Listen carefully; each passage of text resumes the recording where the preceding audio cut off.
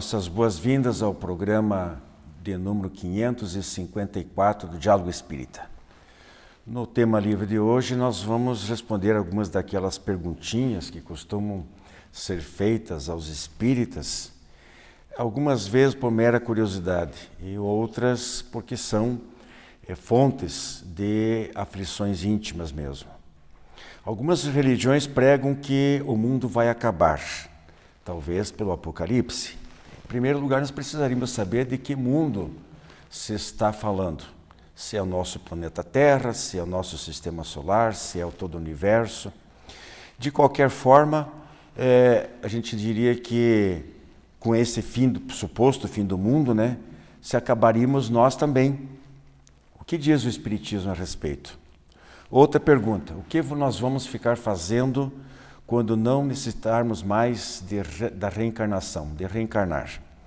Aqui a pergunta já mostra um certo avanço, pois parte do pressuposto de que a reencarnação é uma realidade, e mais, de que chegará o dia em que nós não precisaremos mais dela. Então, quem pergunta já olha lá na frente, e depois ficaremos ociosos, sem fazer nada, ou quem sabe ouvindo para toda a eternidade os anjos tocando harpa. Outra questão, Jesus garantiu que nós pagaríamos até o último ceitil ou centavo para os nossos pecados ou erros. Se o indivíduo nessa situação cometer 10 homicídios, será que ele vai ter que reencarnar as suas próximas 10 reencarnações e também ser assassinado? Será que a lei divina funciona assim mesmo? O Espiritismo oferece uma outra possibilidade de solução para esta situação. E no quadro Abraço Fraterno, vamos ver quem Andrea Cleinias, a quem a Andrea fará a sua homenagem de hoje.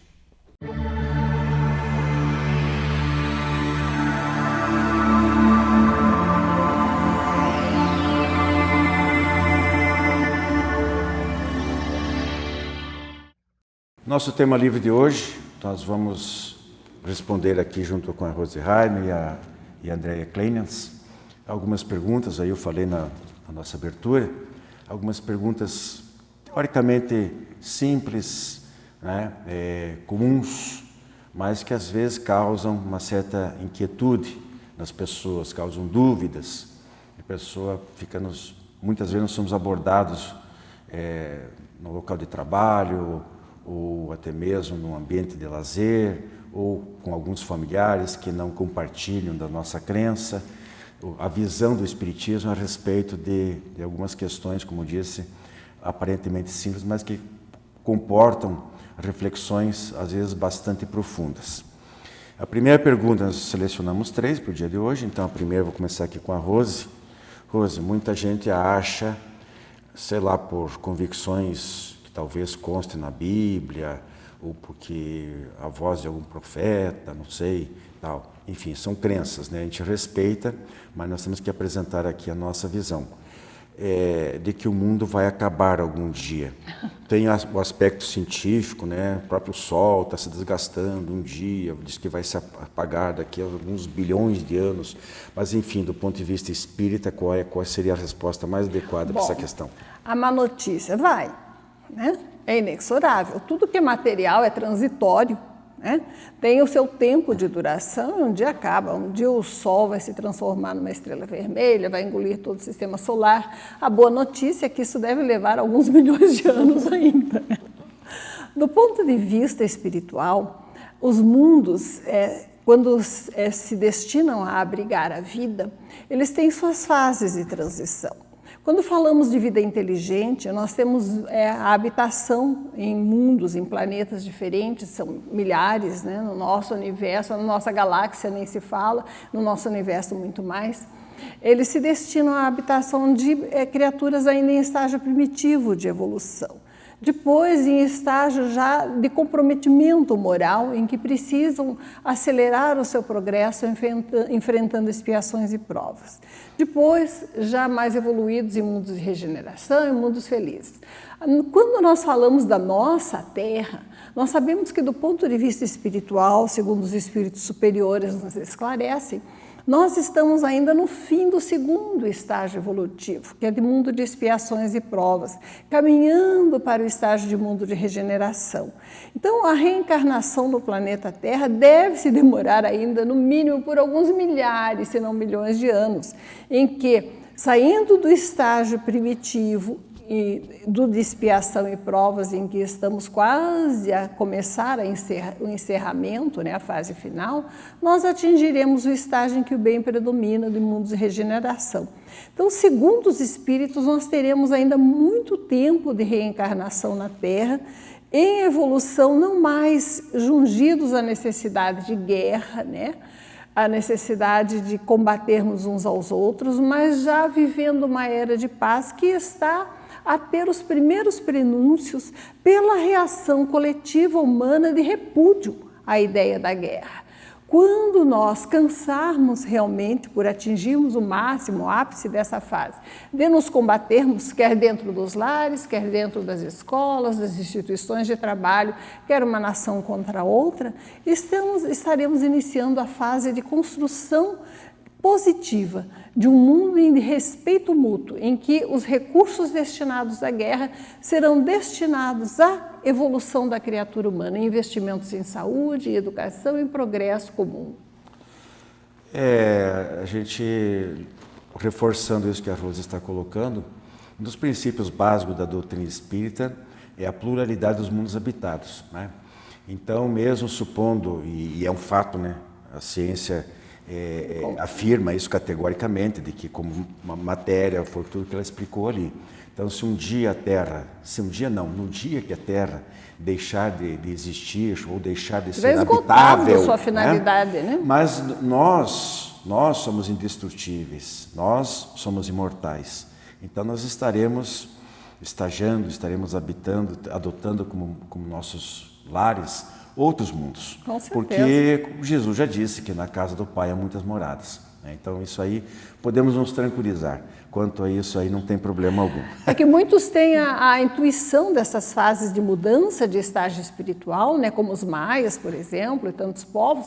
E Jesus mesmo, nas suas previsões, João, na previsão do Apocalipse, tem a intuição dessas fases de transformação moral, de juízo final, na verdade, em que os bons serão separados dos maus. Isso significa simplesmente o fim de um estágio de um mundo de expiação e provas, em que, segundo os espíritos ainda ligados à ideia de guerra, que não tiverem condições de convivência pacífica, irão habitar planetas inferiores. Mas a Terra continuará a sua finalidade evolutiva, abrigando então aqueles que desejarem a paz, embora ainda tenham defeitos, né, e necessitem da reencarnação para progredir. Por falar em reencarnação, Andréia, o que nós faremos depois que... A reencarnação, ela cumpre o papel uma certa fase da nossa evolução, do nosso aprendizado, né? Mas nós não ficaremos presos ao ciclo reencarnatório eternamente. Chegará o dia em que a gente não vai precisar mais reencarnar segundo os ensinamentos dos próprios espíritos. E o que eles acrescentam mais sobre isso? O que nós ficaremos fazendo depois disso? Com certeza não ficaremos lá tocando harpas, né? Você tocando harpa ia ficar bonitinho. Né? Que enjoaria, né? Que enjoaria. Vamos convir... Seria o inferno, né? Não o céu. É verdade, né? Verdade. Ninguém aguentaria tanta falta do que fazer, né? Com certeza. Quando nós estamos aqui, nós estamos aprimorando o nosso conhecimento, né, de todas as formas. E o nosso perispírito também vai passando por uma transformação. Ele vai ficando mais tênue, ele vai ficando menos denso. Com essa possibilidade, quanto mais tênue for o nosso perispírito, nós estamos então aptos a deixar o plano terreno, né? Mas isso dentro de programações muito específicas, de todo um estudo, né? Nós estamos aptos a continuar trabalhando em outros tipos de dimensões espirituais. Então, nós não cessamos nunca o nosso trabalho. Nós trabalharemos ainda mais. Só que não é esse trabalho com essa configuração que temos aqui no plano terreno. É um trabalho que fazemos por amor, por dedicação, por não suportar vermos os nossos irmãos em condições que precisam de auxílio.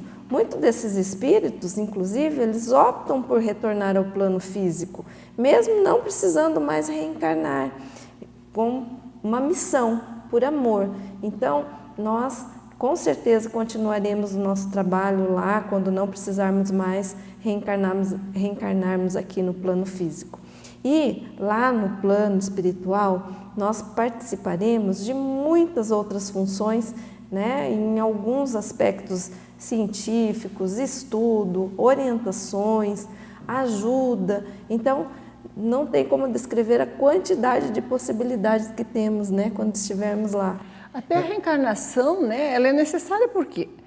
Porque nós ainda não elegemos o trabalho do bem comum voluntariamente. Nós dependemos de impulsos exteriores para plasmar o nosso trabalho. Precisamos da necessidade do trabalho para não passar fome, até que nos habituemos a ele. Precisamos do estudo para melhorar de vida, até que desejemos estudar por gosto. Então, a reencarnação é necessária para a gente renascer entre diferentes, com necessidades materiais que nos impulsionem na aquisição de fatores que nós ainda não elegemos voluntariamente, né? Passado essa necessidade, não é preciso reencarnar. Isso que a Andréa colocou ali faz parte do próprio plano divino, de que o espírito tenha sempre o dever e talvez o direito, né, de contribuir com a própria obra, a obra divina como um todo.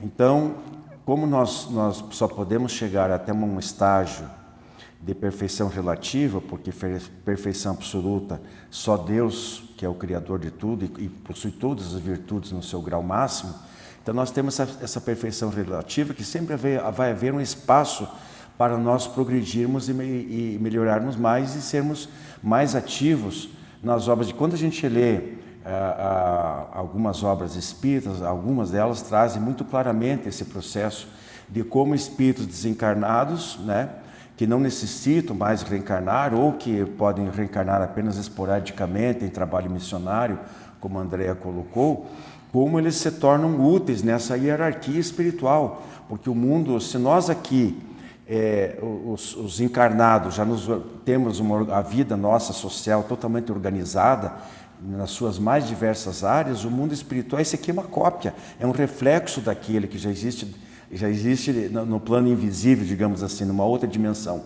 Então, extremamente organizado, as coisas nos seus devidos lugares, com uma hierarquia.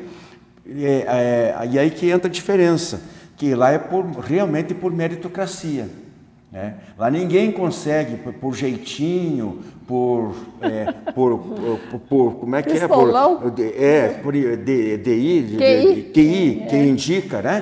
Lá não, é por condições morais, intelectuais que ele adquire o seu lugar para fazer o trabalho. E a gente falou em outros mundos, em pluralidade dos mundos habitados, e aí que entra também muitas vezes essa situação diferente, em que os espíritos não precisam mais ter um corpo denso, a Andréa colocou antes, né? São corpos mais sutis e que não precisam mais de reencarnação, mas, no entanto, talvez muitos desses mundos sejam habitados por criaturas somente possuindo um corpo energético, um corpo fluídico, muito mais etéreo, muito mais sutil, como ela disse anteriormente. Bom, Andréa, terceira questão. É com você que eu devo começar? Não, é com a Rosa, né? Essa situação muita gente pergunta, pois mas Jesus falou que tinha que pagar até o último centil, vocês falam a lei de causa e efeito, que tudo que se planta se colhe, a sementeira é livre, a colheita é obrigatória. Como é que fica a situação? A gente sabe, né, infelizmente, nos quadros da nossa vida social aqui na Terra ainda, essa situação de gente que, para ser bem radical, que tira a vida de outrem, mas de vários outrens, né? E aí, como é que fica? Vai ter que reencarnar 10, 20, 50 vezes para pagar todas aquelas vidas que ele voluntariamente tirou, Rose?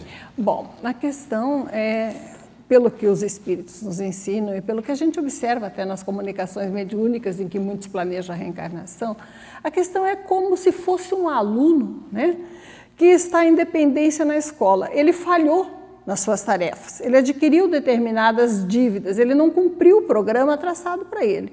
Então ele fica o quê? Em recuperação. Quanto tempo ele vai ficar em recuperação? Depende dele. Se ele aprende o suficiente, por exemplo, de matemática, não tem sentido ele ficar naquela aula de recuperação. Se ele aprende o suficiente de matemática para passar num exame, ele não vai ficar em dependência naquela matéria. A reencarnação expiatória, né, em que você infligiu um dano a outro, isso se dá da mesma forma.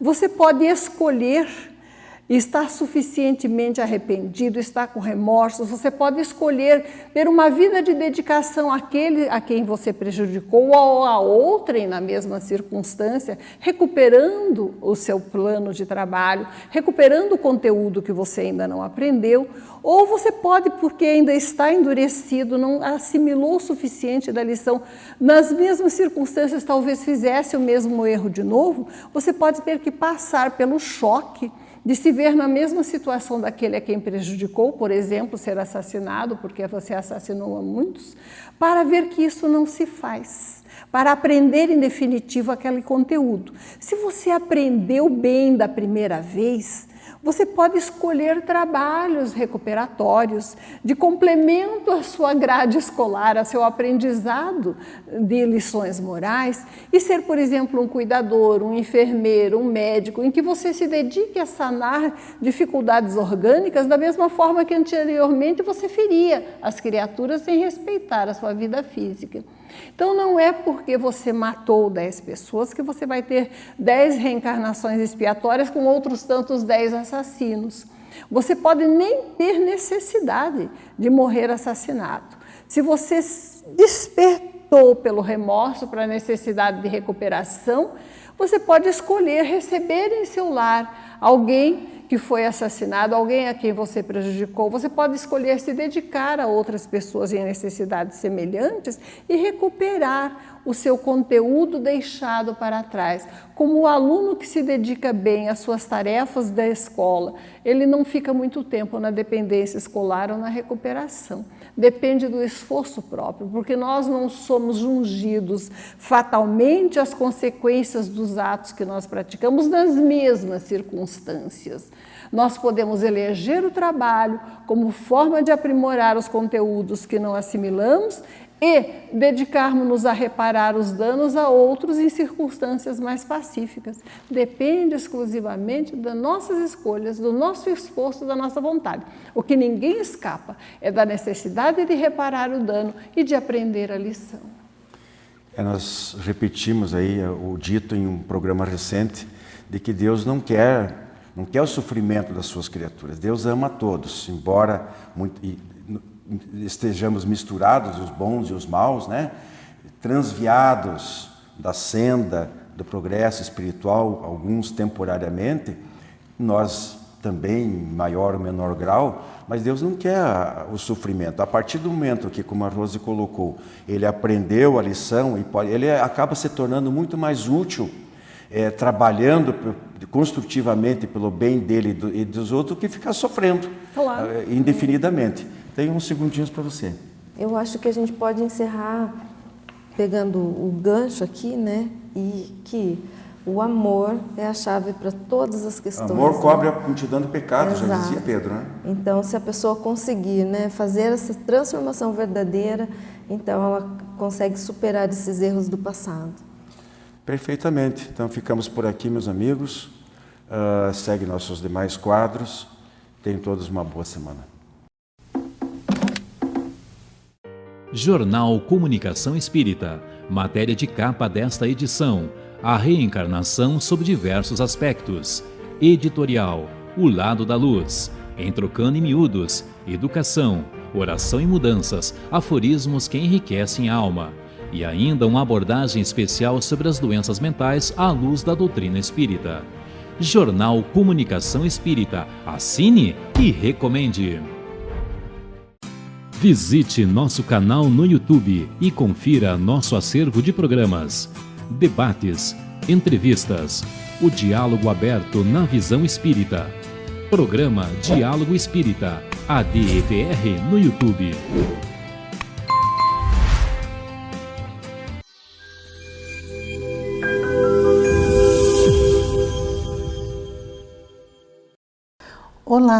Hoje, no quadro Fonte Allan Kardec, nós iremos ver do livro Vinha de Luz, pelo Espírito Emmanuel e psicografia de Chico Xavier, o capítulo 146, Quem segues? Então, ele já começa falando para nós aquela passagem de João, em que Jesus afirma que ele é a luz do mundo. Quando nós lemos assim, nós pensamos, mas que novidade tem essa? Todos nós sabemos que Jesus é o nosso modelo e guia. É o espírito mais perfeito que já habitou a Terra, em que nós espíritas temos ele como nosso guia, como nosso governador. Então, mas do que Emmanuel vem falando para nós? Quem segues? Nós muitas vezes nos deixamos levar pelo modismo. Nós adotamos posturas, adotamos comportamentos que são vazios, que não nos agregam, que não nos elevam. E nós, às vezes, seguimos alguns personagens, né, ídolos de barros, porque nós achamos que aquele ídolo ele é perfeito, porque nós nos distanciamos de Jesus, que é realmente a perfeição. Assim como nós temos modelo, que é Jesus, nós também temos outras pessoas, outras figuras que também passaram pela Terra e que fizeram e fazem um trabalho de amor, de caridade, de elevação na pesquisa, nas ciências, e que nós muitas vezes não valorizamos. Nós valorizamos coisas passageiras e quando nós nos deparamos diante de uma dificuldade, nós não sentimos o apoio, nós não temos a acolhida. Aí nós iremos então entrarmos em pânico, nós iremos chorar muito, nós sofreremos demais, porque em nenhum momento nós paramos para olharmos quem nós estamos seguindo. Quais são os valores que nós damos para a nossa vida e para aqueles que nos cercam? Às vezes, na maioria das vezes, nós nos deixamos levar pela alegria vazia, pela bebida, pelo tabaco, deixando de de cultivar em nós as boas virtudes, as boas ações. Então, ficamos aqui nos perguntando, quem seguimos? Jornal Comunicação Espírita, matéria de capa desta edição, a reencarnação sob diversos aspectos. Editorial, o lado da luz, em Trocando em Miúdos, educação, oração e mudanças, aforismos que enriquecem a alma. E ainda uma abordagem especial sobre as doenças mentais à luz da doutrina espírita. Jornal Comunicação Espírita, assine e recomende. Você conhece o Clube do Livro Espírita de Curitiba? Com ele, você tem descontos de até 60% no preço de capa. E a cada 2 meses, recebe 1 ou mais livros em seu endereço. Associe-se e tenha o melhor da literatura espírita em sua casa. E ainda ganhe uma assinatura do jornal Comunicação Espírita durante o período de 1 ano. Clube do Livro Espírita de Curitiba. Associe-se e contribua para a manutenção do programa Diálogo Espírita.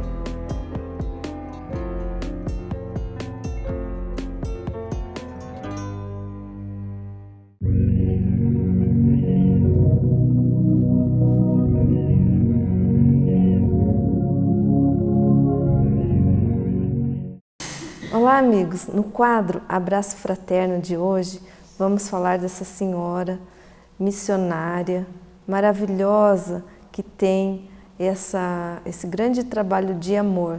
Desde os 9 anos que ela, então, com a sua mediunidade já muito viva, ela nos conta que via muitos espíritos e via coisas que ninguém entendia.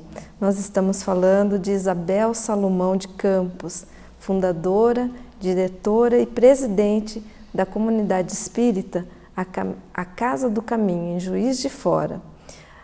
A dona Isabel nasceu em Rochedo de Minas, no dia 22 de setembro de 1924, E ela era a primeira descendência dos seus pais libaneses que haviam fugido, então, dos conflitos naquela região e nasceu aqui no Brasil, sendo a irmã mais velha de 9 irmãos.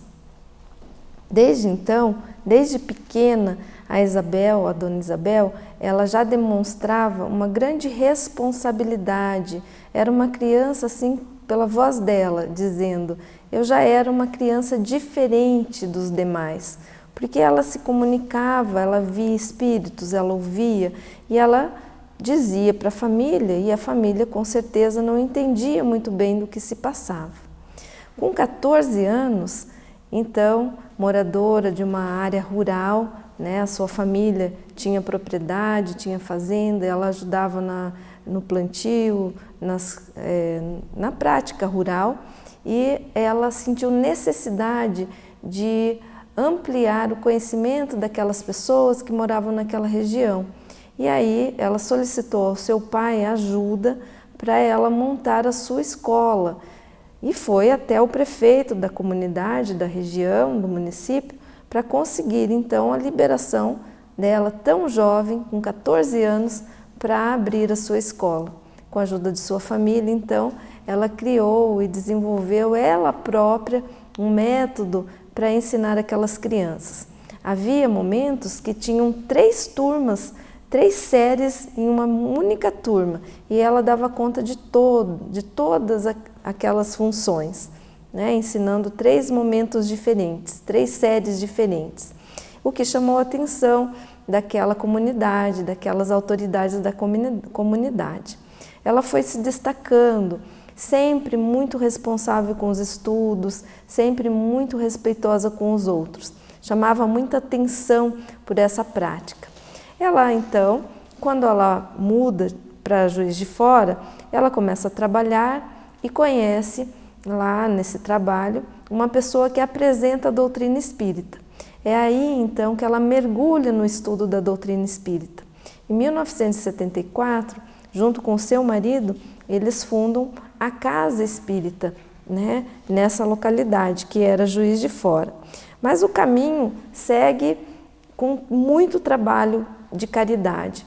Depois essa Casa Espírita vira o Lar do Caminho, né, que acolhe crianças. As crianças então estudam o dia inteiro lá, recebem alimentação, práticas esportivas, culturais, de aprendizagem de música e tantas outras.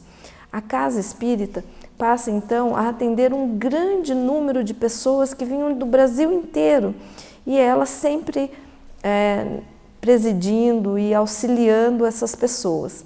Não poderíamos falar da dimensão do trabalho de Isabel Salomão num espaço tão breve. Então, eu gostaria que vocês, se pudessem, para buscar mais informações, entrem no site, entrem no Instagram, né? Ela tem os canais e tem também o canal da casa, né? Que é a Casa do Caminho em Juiz de Fora.